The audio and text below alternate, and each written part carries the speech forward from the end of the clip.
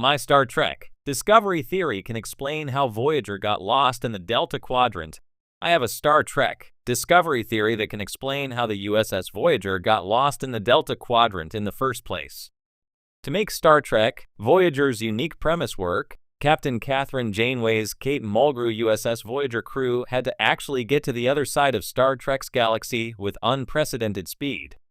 Voyager's premiere episode, Caretaker, handwaves Voyager's nearly instantaneous travel with the Caretaker's Basil Langton methods beyond your comprehension. The Caretaker seems humanoid, but that's a holographic cover for the Sporocystian life signs detected on the Caretaker's array, suggesting the Caretaker is a sentient fungus. 22 years after Star Trek, Voyager's premiere, Star Trek Discovery, debuts as a new Star Trek show set 115 years before the USS Voyager's fateful first voyage.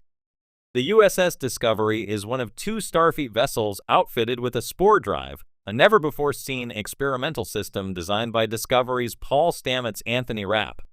The USS Discovery's spore drive instantaneously transports the starship through the mycelial network, which connects points in the multiverse via the subspace root system of the prototaxite Stalaviatory fungus. One drawback is that the spore drive needs a sentient navigator to guide the starship along the sprawling network. I think the USS Voyager got to the Delta Quadrant through Star Trek Discovery's mycelial network. I think Star Trek Voyager's Caretaker used Star Trek Discovery's mycelial network to bring the USS Voyager to the Delta Quadrant in record time. Both the Caretaker and the USS Discovery's spore drive are able to move starships across the galaxy almost instantaneously. The USS Discovery needs the spores from P. Stalaviatory to access the mycelial network, but the Caretaker might be able to access the mycelial network naturally as a Sporocystian fungal lifeform. The Caretaker's true form is a luminous mass that reminds me of the environment inside the mycelial network in Star Trek Discovery Season 2. Star Trek Discovery's Black Alert jumps through the mycelial network are taxing on the ship and its navigator, which is also the case for Star Trek Voyager's Caretaker, who is dying and has very little energy to spare. The quick journey leaves the USS Voyager and Commander Chakotay's Robert Beltran Mackey's ship broken, with both ships suffering casualties. Longer jumps in Discovery mean less chance of navigating the mycelial network precisely, and the Caretaker tells Janeway it's even harder to send the USS Voyager back than to bring them to the Delta Quadrant in the first place. Star Trek Discovery's spore drive was classified to protect Star Trek canon. Everything about the USS Discovery was classified at the end of Star Trek Discovery Season 2, which creates an in-universe reason no one knows about the USS Discovery's spore drive in Star Trek Voyager's 24th Century. Before the USS Voyager is pulled into the Delta Quadrant by the Caretaker, the crew's only warning is a displacement wave headed their way. Without knowing about the USS Discovery's spore drive or the mycelial network, there's no way Voyager's crew could predict that this displacement wave might be associated with the mycelial plane or use it to get back home. As a longtime Star Trek fan, I've always had a nagging feeling that something about Voyager's predicament in the Delta Quadrant just didn't quite add up. Sure, Q could have done it. So could an incredibly powerful alien race. But when I watched Star Trek Discovery, a strange theory started forming in my mind, one that might finally connect two of Starfleet's strangest adventures. Let me be bold. What if the reason Voyager was thrown into the Delta Quadrant wasn't just the Caretaker's doing, but the unintended side effect of Discovery's spore drive experiments? Let's take a step back. Voyager's first episode, Caretaker, introduces a powerful entity that transports the entire ship 70,000 light-years away.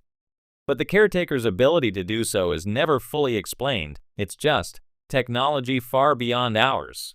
Trek fans are used to that. But Discovery threw a quantum wrench into Star Trek's canon with the introduction of the mycelial network, a vast subspace web of spores that could allow instantaneous travel between points in space. When Discovery jumped using the spore drive, it accessed the mycelial network in ways that seemed barely controllable, especially early on. Remember the glitches, the jumps to the mirror universe, the ecological damage to the network? Stamets even became part of the network. What if, in one of those early chaotic jumps, Discovery caused a ripple effect in spacetime? Now here's where it gets fun. The caretaker's array may have been real, but what if its sudden activation was triggered by interference from the mycelial network? Maybe the caretaker sensed the disturbance caused by Discovery's jumps and activated a failsafe designed to protect his array, or perhaps harness its power. But instead of stabilizing space, that reaction lashed out across the galaxy like a cosmic whip. And what was floating innocently in its path? USS Voyager, NCC 74656. A ship on a relatively routine mission as far as chasing Maquis goes suddenly found itself on the business end of a caretaker-fueled wormhole.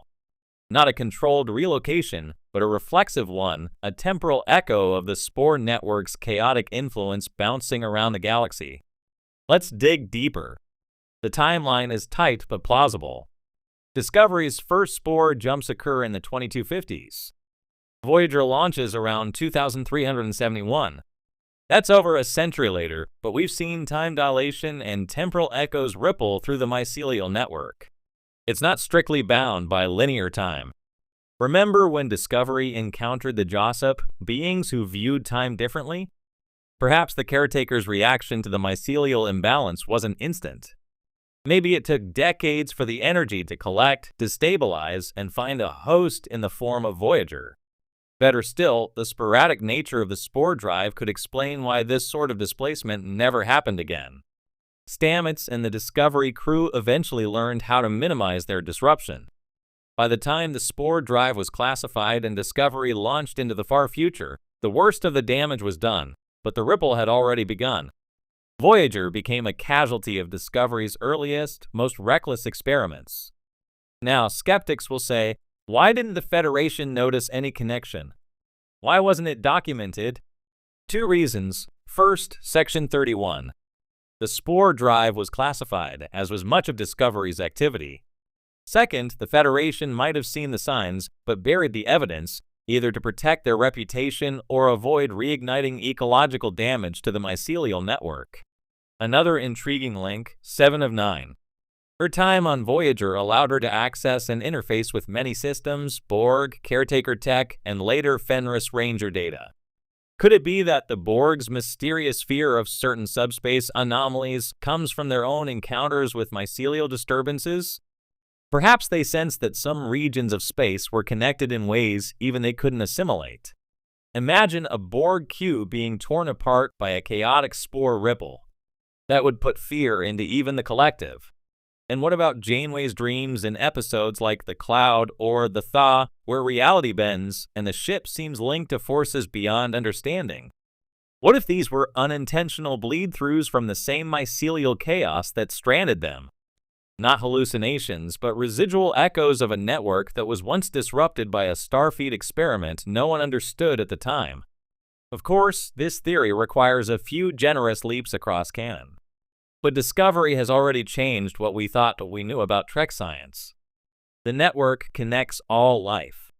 The caretaker's array, the sporadic appearances of transwarp conduits, and the strange subspace anomalies of the Delta Quadrant may all be symptoms, not causes, echoes of a Federation experiment that briefly bent the rules of space, time, and biology. In a way, that makes Voyager's journey even more poignant. They weren't just lost of a